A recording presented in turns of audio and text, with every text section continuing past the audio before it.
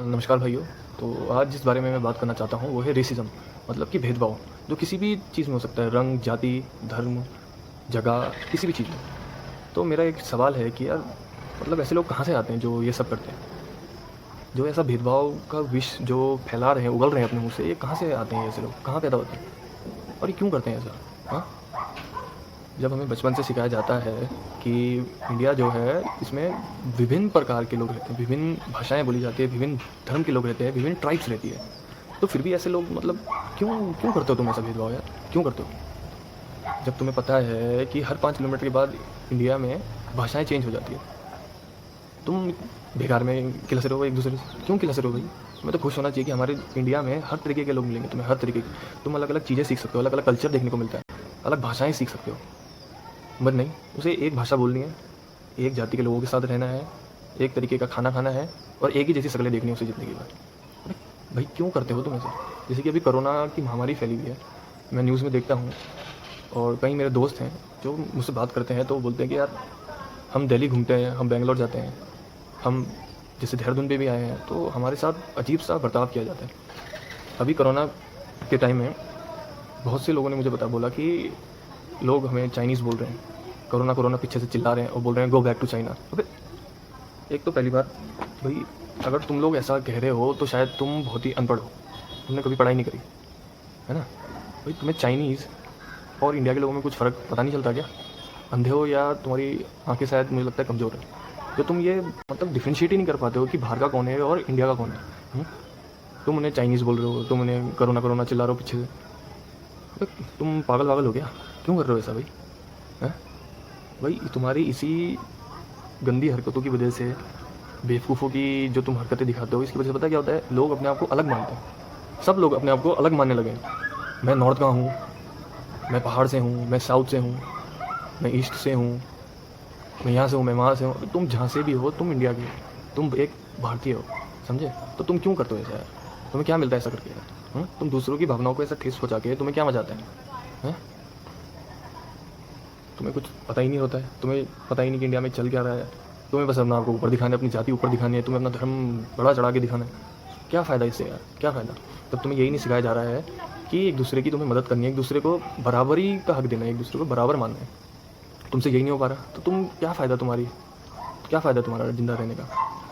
चले जाओ यहाँ से, अपना एक अलग देश क्यों नहीं बना लेते? अलग देश बनाओ और वहाँ रहो, है ना? उसका नाम दो और वहीं पे खेलो, वहीं पे कूदो, एक दूसरे के एक ही जैसा मुंह दिखेगा तुम्हें, वहाँ तुम खुश रहोगे। यार तुम्हें तो खुश होना चाहिए यार कि इंडिया में इतनी सारी भाषाएं बोली जाती हैं, सारे लोग रहते हैं, इतने सारे तरीके के कल्चर्स हैं, तुम सीख सकते हो, तुम भाषाएं सीख सकते हो। तुम्हें मतलब ही नहीं है कुछ। तुम्हें बस ये है कि भाई एक जो जहाँ मैं पैदा हुआ हूँ मुझे वैसे ही लोग दिखने चाहिए पूरी इंडिया में, पूरी हर जगह, वरना मैं ना उससे बात करूँगा, ना मैं उसके साथ रह सकता हूँ, ना मैं उसे कभी ऊपर बढ़ने दूंगा, है ना? यही तो चल रहा है आजकल इंडिया में। भाई कितनी भी डेवलपमेंट हो जाए, कुछ भी हो जाए, अगर ये छोटी सी चीज़ जो पुराने टाइम से जो ये समझ नहीं आ रही तो कोई फ़ायदा नहीं है भाई, कोई फ़ायदा नहीं है डेवलपमेंट का। भाई बड़े बड़े फ़ोन चलाने से, बड़ी बड़ी कारों में घूमने से कोई फ़ायदा नहीं है जब तुम्हें एक छोटी सी इंसानियत वाली चीज़ समझ नहीं आ रही कि भाई भेदभाव नहीं करना है। क्या तुम क्या करोगे ज़िंदगी में यार?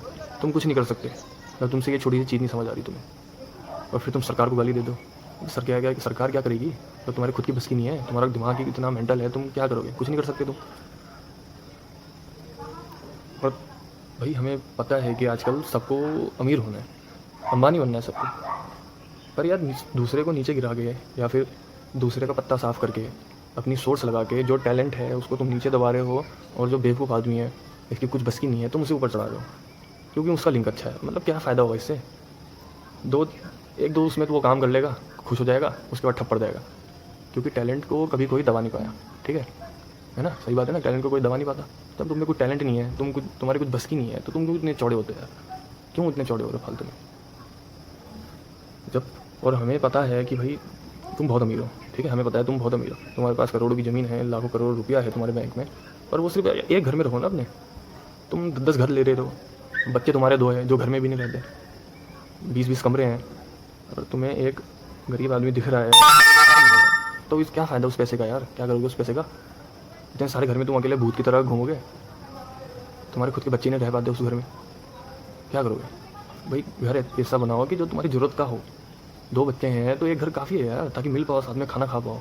इतने सारे कमरे बना दोगे, इतनी सारी जगह में घर बनाते हो जो खाली पड़े हैं, लोगों को रहने के लिए घर नहीं है, ज़मीन में सो रहे हैं, तुम उस पैसे से कुछ मदद नहीं कर पा रहे हो, तो क्या फ़ायदा उस पैसे का? कुछ फ़ायदा है? नहीं है कुछ फ़ायदा।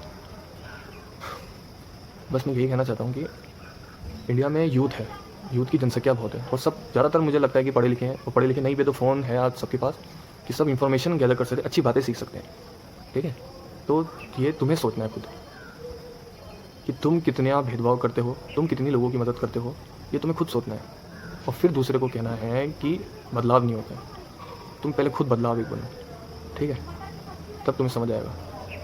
और इंसानियत के नाते ये जो भेदभाव है, ये रेसिज्म है, इसको प्लीज़ बंद करो। ये इंडिया को खोखला कर देगा, मैं बता रहा हूँ तुम्हें, इंडिया को खोखला कर देगा, कभी तरक्की नहीं करने देगा।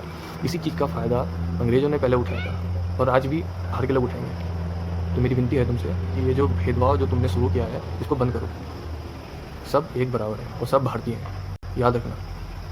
और कभी भी किसी को ऊपर या नीचे कभी ऐसा भेदभाव मत करना, उसके रंग पे, उसकी जाति पे कभी भेदभाव मत करना। सब एक बराबर है और हम सब एक भारतीय हैं। ठीक है, जय हिंद।